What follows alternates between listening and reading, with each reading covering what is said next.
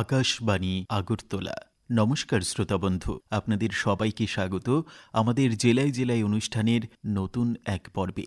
শ্রোতা বন্ধু, ঠান্ডা কিন্তু বেশ জাঁকিয়ে পড়েছে, আর এই ঠান্ডার মরশুমে সর্দি কাশি বা শারীরিক নানান সমস্যা কিন্তু দেখা দিতে পারে। কিন্তু সেই শারীরিক সমস্যাগুলি উপেক্ষা করেও আমরা কিন্তু ঠান্ডা উপভোগ করতে বিভিন্ন দূর দূরান্তে ছুটে যাই, তাই না? যেতে তো হবেই, কারণ শরীরের প্রতি যত্ন নিয়েই আমাদের আনন্দ উপভোগ করতে হবে। একদিকে নতুন বছর, অন্যদিকে শীতকাল বলে কথা। শীতকালের এই সময়ে মানুষ কিন্তু ভ্রমণ করে থাকেন অনেক অনেক বেশি। ভ্রমণ পিপাসুরা ছুটির দিনে বিভিন্ন পর্যটন কেন্দ্রগুলিতে ছুটে যায়। বিশেষ করে ছুটির দিনে ভিড় বাড়ে পর্যটন কেন্দ্রগুলিতে। এবছরও তার ব্যতিক্রম হচ্ছে না। নতুন ইংরেজি বছরের প্রথম রবিবার গোমতী জেলার উদয়পুরের সুবর্ণ জয়ন্তী ইকো পার্ক ছিল পর্যটকদের অন্যতম আকর্ষণ। তাহলে চলুন এই নিয়েই আমাদের গোমতী জেলার প্রতিনিধি শ্যাম সুন্দর দত্তের পাঠানো একটি প্রতিবেদন আমরা শুনি। ভ্রমণ মানুষের এক দুর্নিবার নেশা। মানুষ সুদূরের প্রিয়াসী, ভ্রমণ বিলাসী মানুষ ঘরে থাকতে পারে না। পাহাড় তাকে ডাকে, সমুদ্র তাকে হাতছানি দেয়, অরণ্যের মর্মর ধ্বনি তাকে আচ্ছন্ন করে, স্মৃতি জড়ানো অতীত ইতিহাস তার কানে কথা করে, প্রকৃতির রূপমহলে তার সাদর আমন্ত্রণ, পথের দুর্গতগমতা তাকে আটকাতে পারে না, চলাতেই তার আনন্দ, দেখাতে তার তৃপ্তি। পর্যটন এখন আর নিছক বিলাসিতা নয়, সৌন্দর্য বোধের চরিতার্থও নয়, অন্যান্য শিল্প সম্ভারের মতো পর্যটন এখন এক শিল্প। দেশের অর্থনৈতিক বিকাশেও এর ভূমিকা অপরিহার্য। বিদেশি মুদ্রা উপার্জনের একটি অন্যতম উপায় হলো পর্যটন শিল্প। এর মাধ্যমে দেশের ঐতিহ্য সংস্কৃতি অন্যের কাছে মেলে ধরা যায়, মানুষে মানুষে মিলনের ক্ষেত্র প্রসারিত হয়, নতুন ভাবের আদান প্রদানের উদারতা বাড়ে, সংকীর্ণতা হয় দূর। পর্যটন স্থান গড়ে ওঠে নৈসর্গিক সৌন্দর্য, ধর্মীয় মাহাত্ম্য, ঐতিহাসিক গুরুত্ব অনুযায়ী। সারাদিনের বুটিন ঠাসা ক্লান্তিকর জীবন থেকে পর্যটন আমাদেরকে মুক্তি দিতে পর্যটন আজ একটা লাভজনক শিল্প হিসেবে দাঁড়িয়েছে। ত্রিপুরা একটি ক্ষুদ্রতম রাজ্য, কিন্তু এই ক্ষুদ্রতা নেহাতে তার আয়তনে, তার জনসংখ্যায়, অন্তরে বাহিরে ত্রিপুরা সৌন্দর্যের অনন্ত খনি স্বরূপ। পর্যটকদের কাছে তার মরমী আকর্ষণ ত্রিপুরা স্বর্গীয় তৃপ্তি ভান্ডার। তার সাজসজ্জার দায়িত্বে মুখ্য ভূমিকা অবশ্যই প্রকৃতির দেবী। নয়নাভিরাম সবুজ প্রান্তর, চঞ্চল অরণ্যনী, গুচ্ছ গুচ্ছ কমলা, কলতান মুখর স্রোতস্বিনী নদী, নির্ঝর ধারা, ছায়াবৃত বেণুবন, প্রাচীন ঐতিহ্যবাহী স্থান, শিল্পকলা, ভাস্কর্যের অপূর্ব নিদর্শন ভ্রমণ পিপাসু মানুষের আকৃষ্ট করে। চারিদিকে পাহাড় আর টিলা, সৌন্দর্য বৈচিত্র্য এর অঙ্গে অঙ্গে। অরণ্য দহিতা ত্রিপুরার ঋতুতে ঋতুতে কেবলই রূপের পালাবদল। ত্রিপুরা প্রাকৃতিক সৌন্দর্যের অলকার রূপপুরী। পরিব্রাজকদের দলকে মোহগ্রস্ত করার মতো অজস্র সম্পদ ত্রিপুরা এখানে ওখানে ছড়িয়ে রয়েছে। রাজ্যের বিভিন্ন মহকুমাগুলিতে বন দপ্তরের উদ্যোগে গড়ে উঠেছে এইরকম বহু ইকো পার্ক। গোমতী জেলায় রয়েছে ছবিমুড়া ডম্বুর জলাশয়, নারকেল কুঞ্জ, উদয়পুরের ত্রিপুরা সুন্দরী মন্দির, কালাঝাড়ি পাহাড়, সবই পর্যটকদের আকর্ষণ করছে। এর সূত্র ধরে রাজ্যের পর্যটন মন্ত্রী সুশান্ত চৌধুরী সম্প্রতি একটি অনুষ্ঠানে বলেছেন, পর্যটন শিল্পের বিকাশ রাজ্য সরকারের অগ্রাধিকারের ক্ষেত্র। নতুন কর্মসংস্থানের সুযোগ সৃষ্টি করতে পর্যটন শিল্পের বিকাশে সরকার অগ্রাধিকার দিয়েছে। পর্যটন শিল্পের বিকাশে রাজ্য সরকার ও পর্যটন উন্নয়ন নিগম সুনির্দিষ্ট পরিকল্পনা নিয়ে কাজ করছে। এর ফলে আগামী দিনে রাজ্যে তার সুদূর প্রসারী প্রভাব পড়বে। বাস্তবে তাই নতুন বছরের প্রথম রবিবার সকাল 10টা থেকে আসতে শুরু করেছে পর্যটকদের দল। কেউ আগাম বুকিং করেছে ট্রি হাউস। রাজ্যের বিভিন্ন এলাকা থেকে হাজির হয়েছে পিকনিক পার্টির বিভিন্ন গাড়ি। ঝুলন্ত সেতু, গ্রন্থাগার, ট্রি হাউস, অর্কিড, নানা প্রজাতির ক্যাকটাস সহ বিভিন্ন প্রাকৃতিক সৌন্দর্য, মনোরম দৃশ্য সবই আকৃষ্ট করেছে এই ইকো পার্ক। এই সমস্ত বিষয়ে নানা তথ্য তুলে ধরেন সুবর্ণ জয়ন্তী ইকো পার্কের পার্কের ইনচার্জ বিমল বণিক। তিনি বলেন, নমস্কার সবাইকে। উদয়পুর ফরেস্ট রেঞ্জের পক্ষ থেকে, জাপানিয়া ইকো পার্কের পক্ষ থেকে আমাদের সুবর্ণ জয়ন্তী ইকো পার্ক ত্রিপুরা রাজ্যের একটি অন্যতম ইকো পার্ক। বন দপ্তর পরিচালিত অনেকগুলো ইকো পার্কই রয়েছে, তার মধ্যে গোমতী জেলার উদয়পুর মহকুমাতে এই পার্ক পর্যটকদের দিনে দিনে বিভিন্ন ভাবে আকর্ষণীয় হয়ে উঠছে। দেখতে দেখতে 30 বছরের মাথায় এসে গেল এই পার্ক, সুবর্ণ জয়ন্তী ইকো পার্ক। 1996-97 সাল থেকে পুরো দমে চলা শুরু। আজ 2025 সাল, এই বছরের প্রথম রবিবার। এই রবিবারও অন্যান্য বারের মতো পিকনিক মরশুমের প্রথম ছুটির দিন, প্রচুর পর্যটকদের সমাগম, এবং আমি আশা করি অন্যান্য বছরের মতো এবারও এই ইকো পার্কে পর্যটকরা ভিড় করবেন, আনন্দ উপভোগ করবেন। আমাদের এই উদয়পুর মহকুমার জাপানিয়া সুবর্ণ জয়ন্তী ইকো পার্কে যারা এসেছেন সবাইকে আমি অভিনন্দন জানাই, এবং আমাদের এই ইকো পার্কে দিনে দিনে অনেক পর্যটকদের আকর্ষণীয় করে তোলার জন্য অনেক সুবিধাই সংযোজিত হচ্ছে। আজকে ইকো পার্কে আমাদের এখানে একটি সুদৃশ্য অর্কিডেরিয়া, ক্যাকটাস হাউস, জলাশয়, পিকনিক স্পট, ছেলেদের বাচ্চাদের খেলার বিভিন্ন সামগ্রী, চিলড্রেন পার্কস, ফ্লাওয়ার গার্ডেন্স, বিভিন্ন কিছুই দিনে দিনে এই ইকো পার্কের অলঙ্করণ বৃদ্ধি হচ্ছে।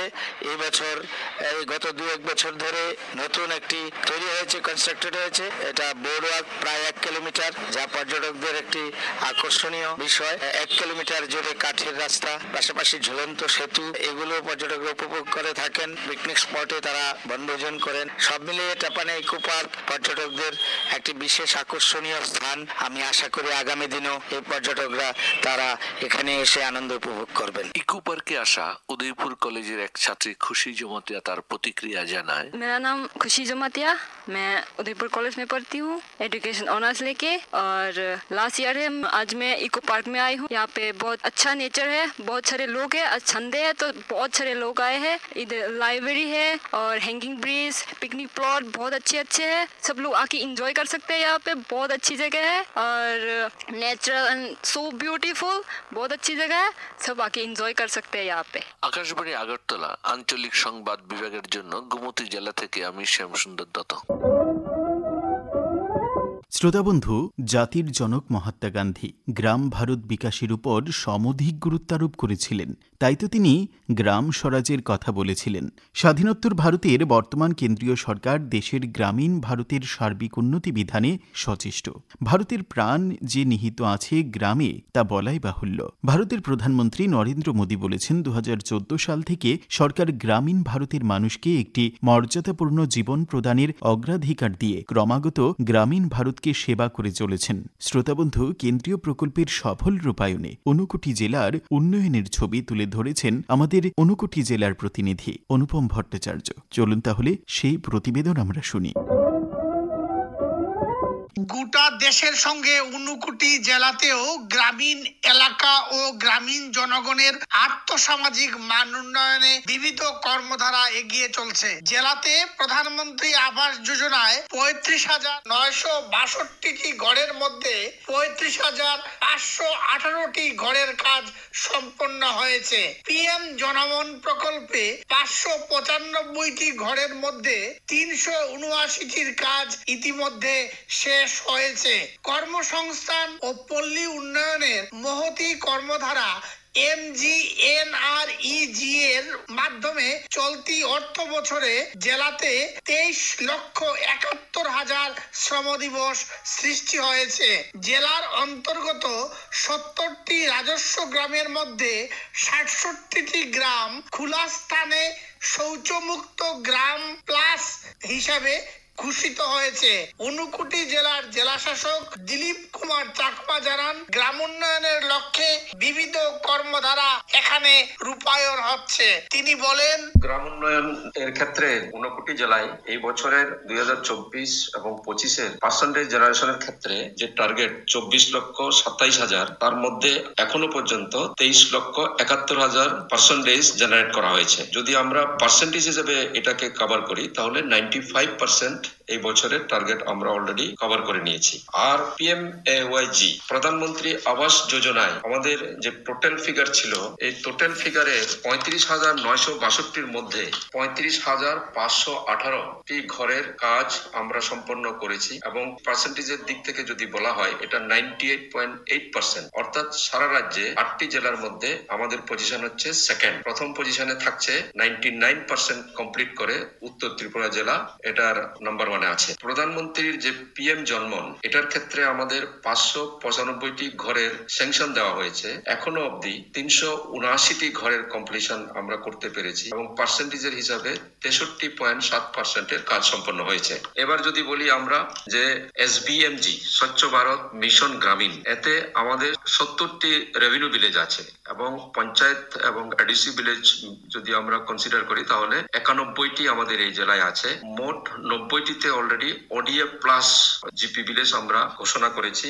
আর একটা যেটা বাকি রয়েছে, এটা আশা করছি আগামী এক সপ্তাহের মধ্যে সেটাকে আমরা ডিক্লেয়ার করতে পারবো। আমরা সকল অংশের মানুষের কাছ থেকে যে সাহায্য পাচ্ছি ইমপ্লিমেন্টেশনের ক্ষেত্রে, এবং এখানকার যারা মিডিয়া রয়েছে তাদেরকেও আমরা আরেকবার বলেছিলাম যে আমাদের এই যে অ্যাচিভমেন্ট, এটা যাতে জনগণের কাছে পৌঁছানো যায়। ওনারা সাহায্য করছেন আমাদেরকে পাবলিককে অ্যাওয়্যার করার জন্য। গ্রাম উন্নয়নের দিক যদি আমরা বলি যে এই জেলা মোটামুটি ভাবে অন্যান্য জেলার ন্যায় আমাদের এই রাজ্যে অনেকটা এগিয়ে যাচ্ছে। আশা করব আগামী বছরগুলিতেও গ্রাম উন্নয়নের দিক থেকে যাতে এই জেলাকে আরো কিছু মজবুত এবং শক্ত করা যায়, তার জন্য আমাদের চিন্তা ভাবনার মধ্যে আছে। কিছুদিন আগে আমরা গ্রাম পঞ্চায়েতের ইলেকশন সম্পন্ন করেছি এবং নতুন পিপল রিপ্রেজেন্টেটিভ ইলেক্টেড হয়েছেন। আমাদের গ্রাম পঞ্চায়েত গুলো ভাইব্রেন্ট গ্রাম পঞ্চায়েত, তাদেরকে নিয়ে আমরা অনেকগুলো মিটিং করেছি। তারাও আশ্বাস দিয়েছে যে গ্রাম উন্নয়নের ক্ষেত্রে তাদের কোনো গাফিলতি থাকবে না এবং তারা যতটুকু সম্ভব চেষ্টা করবে এই জেলাটাকে একটি